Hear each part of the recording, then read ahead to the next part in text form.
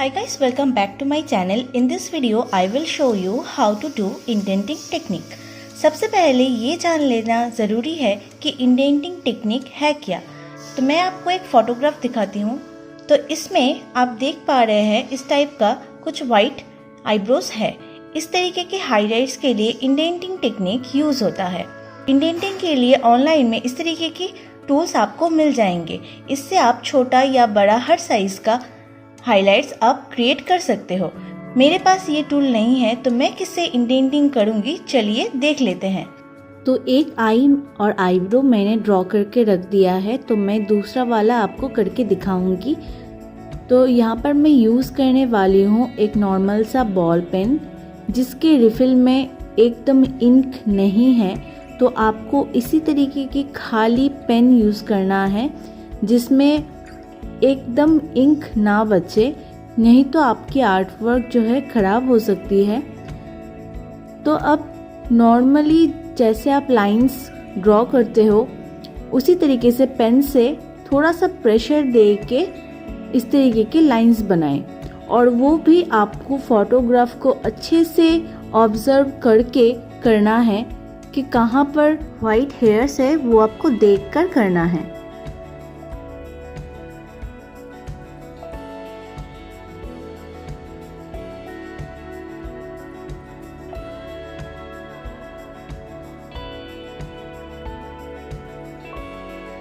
और जहाँ पर मुझे लग रहा है कि ज़्यादा वाइट हेयर्स है, उस लाइन के ऊपर मैं थोड़ा सा प्रेशर दे के फिर से उस लाइन को डीप कर रही हूँ। तो आपको मैं क्लोजली दिखाती हूँ। आप देख सकते हैं इस तरीके के कुछ लाइंस मैंने ड्रॉ किया है, इसको ही इंडेंटिंग बोलते हैं। तो इसके ऊपर अब मैं आपको शेडिंग करके दिखाऊंगी। तो मैं यहाँ पर यूज़ कर रही हूँ सकूरा ब्रांड की 0.5 की मैकेनिकल पेंसिल। इसमें लीड है HB का। तो आप देख सकते हैं मैं अब शेडिंग कर रही हूँ। आप देखिए लाइंस जो है उभर के बाहर आ रहे हैं। आपको शायद लग रहा होगा कि ज़्यादा वाइट तो नहीं दिख रहा है, तो पहले मैं इसको ब्लेंड कर लूँगी अच्छे से। इसके ऊपर आप अप्लाई करना होगा टॉम्बो मोनो 0 इरेजर। जितने भी आपने लाइंस बनाई हैं उसके ऊपर आपको टॉम्बो का यूज करना है। इस तरीके से आप देख पा रहे होंगे, शायद वाइट हेयर्स आपको दिख रहे हैं। तो मैं पहले आपको आई ड्रॉ करके दिखा देती हूँ, फिर मैं आपको आईब्रो ड्रॉ करके दिखाऊंगी, ताकि आपको ओवरऑल जो लुक है वो अच्छे से समझ में आए। तो आई बॉल से मैं शुरू करूंगी। तो यहाँ पर मैं थोड़ा सा मार्क कर रही हूँ मैकेनिकल पेंसिल से ही कि कहाँ पर ज़्यादा डार्क वैल्यूज़ है। तो उसके अलावा जहाँ पर डार्क वैल्यूज़ है मैं वहाँ पर फर्स्ट लेयर अप्लाई कर रही हूँ।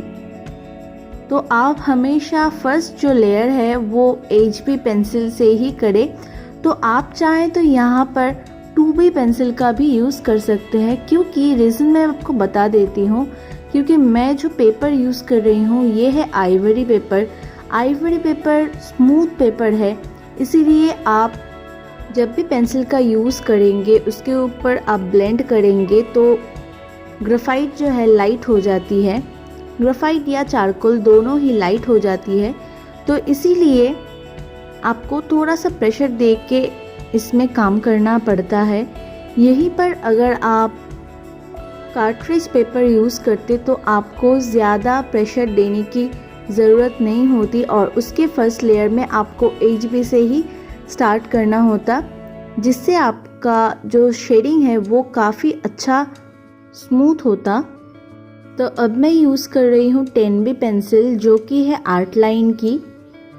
तो जहाँ पर ज़्यादा डार्क वैल्यूज़ है तो वहाँ पर मैं इस पेंसिल का यूज़ कर रही हूँ। तो ये पेंसिल मैंने नॉर्मल शार्पनर से ही शार्प किया है। आप अगर ज़्यादा पतला लीड चाहते हैं तो आपको कटर का यूज़ करना पड़ेगा।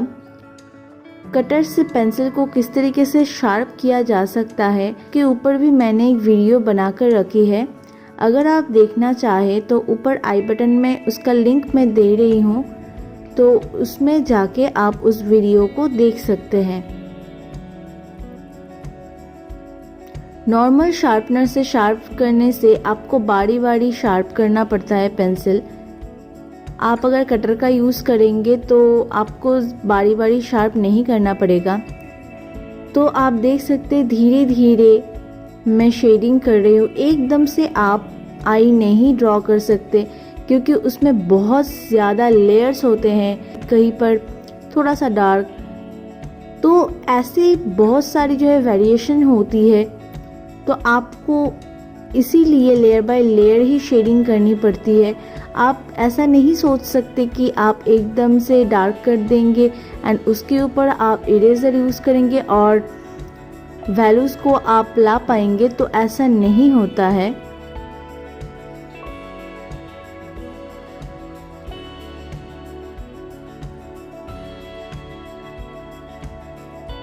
अब मैं यहाँ पर यूज़ कर रही हूँ इलेक्ट्रिक इरेज़र। इलेक्ट्रिक इरेज़र आपको अगर एकदम से इरेज करना होता है कोई भी जगह पर, तो आप इलेक्ट्रिक इरेज़र का यूज़ कर सकते हैं।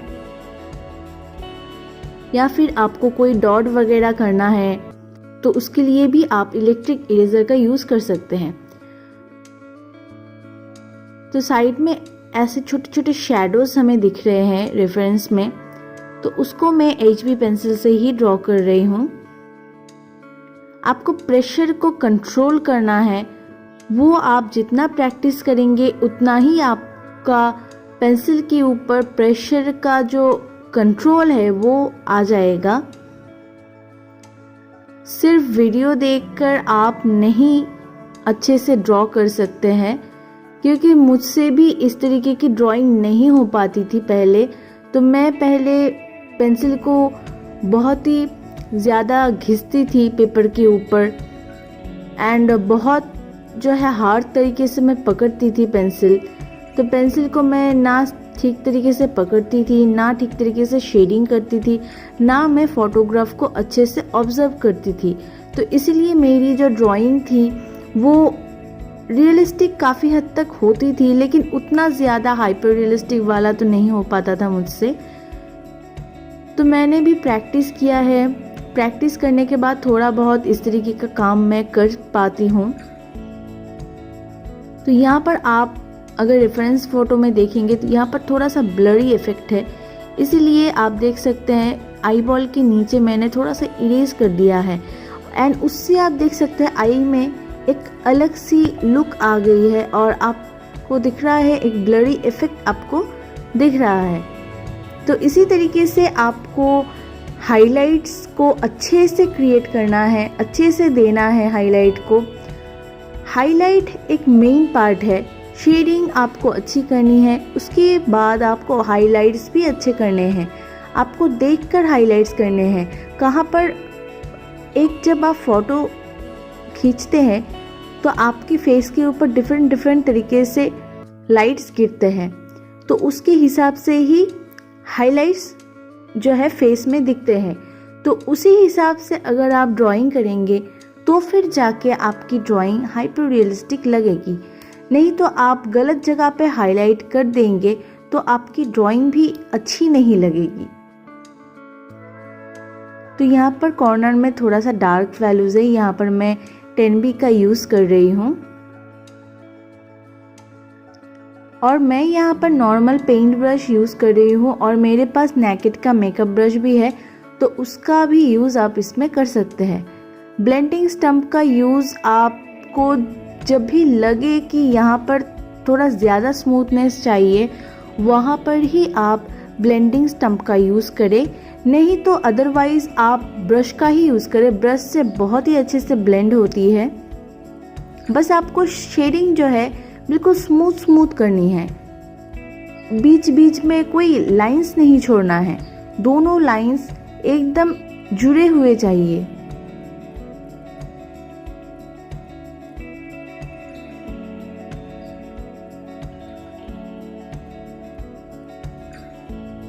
आप जितना फोटोग्राफ को देखेंगे आपको पता चलेगा कि आपसे कहाँ पर गलती हो गई है, तो आपको फिर उसको ठीक करने का मौका मिलेगा। अगर आप फोटोग्राफ को ही अच्छे से ऑब्जर्व नहीं करेंगे तो आपको कैसे पता चलेगा। तो अब मैं ऊपर की तरफ बढ़ती हूँ। तो यहाँ पर थोड़ा सा डार्क वैल्यूज़ है, यहाँ पर मैं डार्क कर रही हूँ। थोड़ा सा प्रेशर देके मैं यहाँ पर कर रही हूँ और बाकी जगह मैं HB पेंसिल का यूज़ कर रही हूँ।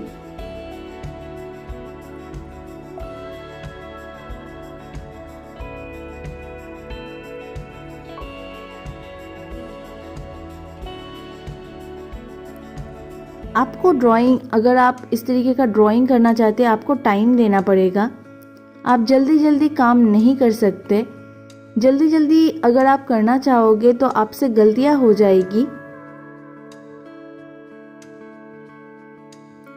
तो फर्स्ट लेयर में हमेशा HB पेंसिल लाइट ग्रेड की पेंसिल का यूज़ करें और धीरे धीरे आप स्टेप बाय स्टेप जो है डार्कनेस बढ़ाएं उसकी।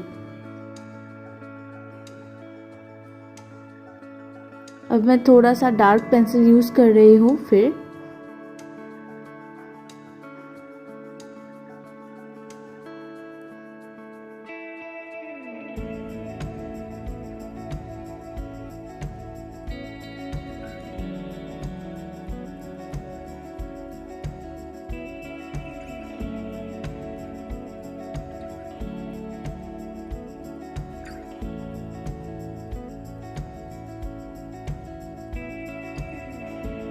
तो अब मैं आईब्रोज, आप देख सकते हैं मैं जहाँ पर भी डार्कनेस है मैं वहाँ पर डार्क कर रही हूँ और बीच में मैं गैप छोड़ रही हूँ। जहाँ पर भी लाइट पार्ट्स है उसको मैं पहले ही छोड़ रही हूँ।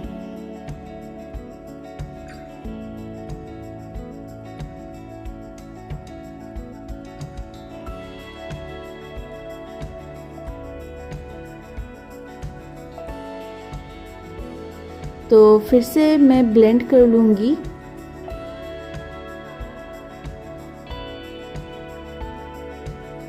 अच्छे से ब्लेंड करने के बाद मैं फिर से टॉम्बो का यूज़ करूँगी और जहाँ पर लाइट पार्ट्स है मैं उसको फिर से ड्रॉ करूँगी। जो लाइंस हमने पहले बनाई थी उसके ऊपर जो है ग्रेफाइट फैल गई है, तो उसके ऊपर हमें फिर से टॉम्बो का यूज़ करना पड़ेगा। तो अब हम यहाँ पर यूज़ करेंगे वाइट जेल पेन। तो इसका ज़्यादा यूज़ ना करें, मैं इसका यूज़ बहुत ही कम जगह में करती हूँ। बहुत लोग क्या करते हैं, टॉम्बो का यूज़ नहीं करते। आपके पास जेल पेन है तो जेल पेन से ही जो है ये आईब्रोज बना देते हैं।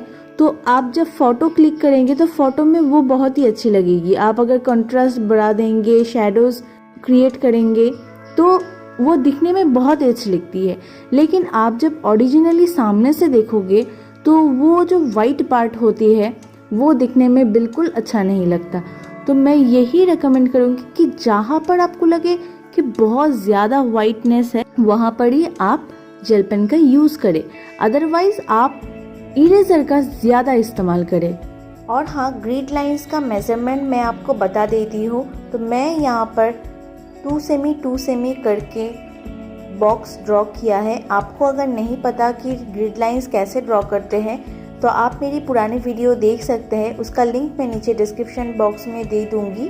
और मैं कौन सा ऐप यूज़ करती हूँ इस ग्रिड लाइंस को बनाने में, उसका लिंक भी मैं नीचे डिस्क्रिप्शन बॉक्स में डाल दूँगी।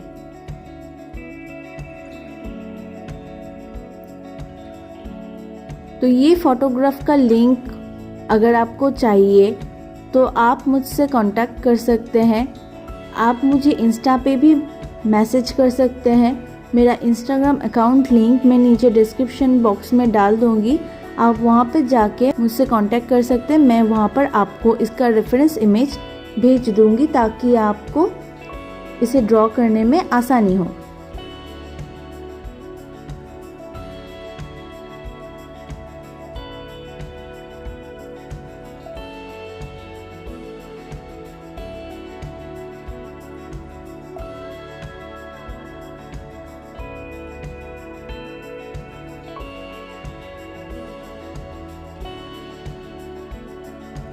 तो यहाँ पर मैं आईलैशेस ड्रॉ कर लूँगी।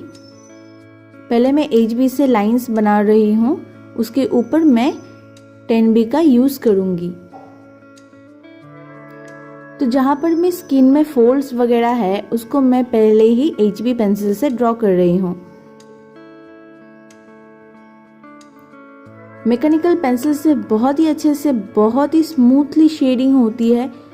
तो आपके पास अगर नहीं है तो आप कटर से पेंसिल को अच्छे से शार्प करके शेडिंग करें, आपको डिफरेंस खुद ब खुद मालूम पड़ जाएगी।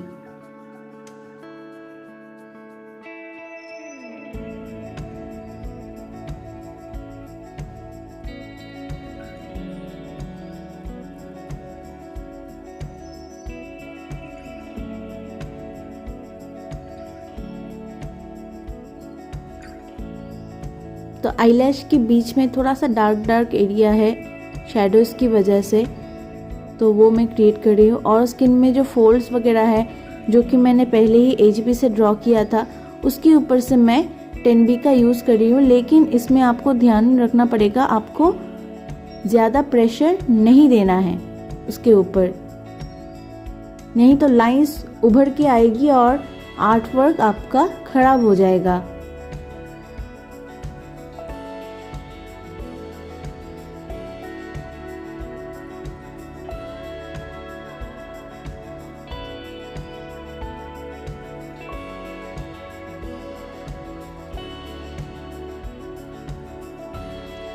शेडिंग करने के बाद हमेशा अच्छे से ब्लेंडिंग ज़रूर करें। मैं पहले शेडिंग तो करती थी लेकिन ब्लेंडिंग में अच्छे से नहीं करती थी, मैं ज़्यादा टाइम लेकर ब्लेंडिंग नहीं करती थी। तो मैंने जब टाइम लेकर ब्लेंड करना स्टार्ट किया तो मैंने डिफरेंस ऑब्ज़र्व किया कि स्मूथनेस का एक डिफरेंस आता है। आप जितना अच्छा ब्लेंड करोगे आपकी ड्राइंग में लाइंस नहीं दिखेगी, शेडिंग की जो पैचेस है वो नहीं देखेगी, तो डिफरेंस बहुत ही आता है। तो टाइम लेके आप ब्लेंडिंग भी करें।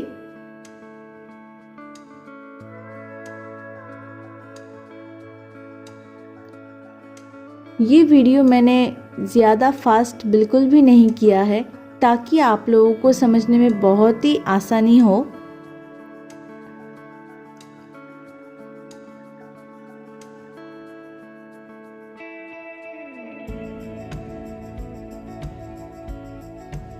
तो इसी तरीके से आप प्रैक्टिस करें। आई होप कि आपकी शेडिंग टेक्निक बहुत ही इम्प्रूव हो जाएगी। बस आपको टाइम देना है और फोटोग्राफ को अच्छे से ऑब्जर्व करना है।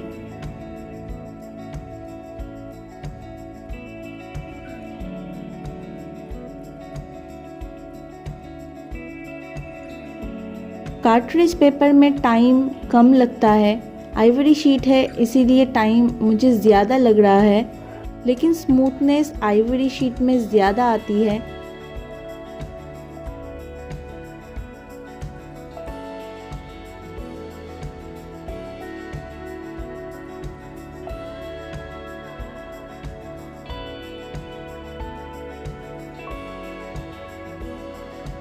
अब मैं फ़ोटोग्राफ को अच्छे से देखकर कहाँ पर थोड़ा थोड़ा हाईलाइटेड पार्ट है उसको मैं दे रही हूँ हाईलाइट, और जहाँ पर थोड़ा सा और शैडोज़ है उस पर भी मैं काम कर रही हूँ। तो आपको ड्रॉ करने के बाद हमेशा एक बार देखना पड़ेगा कि ड्राइंग ठीक तरीके से हुआ या नहीं हुआ।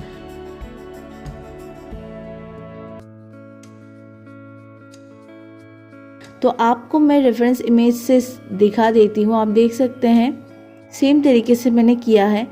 एकदम से रेफरेंस फ़ोटो के हिसाब से करना है ऐसा मैं नहीं कहूँगी, क्योंकि हम इंसान हैं, कोई मशीन नहीं है। लेकिन हाँ, अगर आपको हाइपर रियलिस्टिक ड्रॉ करना है, आपको थोड़ा बहुत जो है रेफरेंस फ़ोटो के हिसाब से ही ड्रॉ करना है। तो इंडेंटिंग के लिए हमेशा मोटा वाला पेपर का यूज़ करें। अगर आप इस तरीके के पतला पेपर यूज़ करेंगे तो पेपर आपका डैमेज हो सकता है, इसीलिए हमेशा मोटा पेपर यूज़ करें इंडेंटिंग टेक्निक के लिए। सो आई होप ये वीडियो देखने के बाद आपको इस तरीके की हाईलाइट्स करने में कोई भी परेशानी नहीं होगी। तो अगर आप मेरे चैनल पर नए हैं then don't forget to subscribe my channel and press the bell button also, ताकि मेरी हर वीडियो की नोटिफिकेशन आप तक पहुँच सके। इस वीडियो का सेकंड पार्ट आपको चाहिए या नहीं ये मुझे कमेंट में ज़रूर बताना, और वीडियो अच्छी लगी तो आप वीडियो को लाइक कर सकते हैं एंड दोस्तों के साथ शेयर भी कर सकते हैं। तो मिलते हैं नेक्स्ट वीडियो में, तब तक के लिए बाय बाय।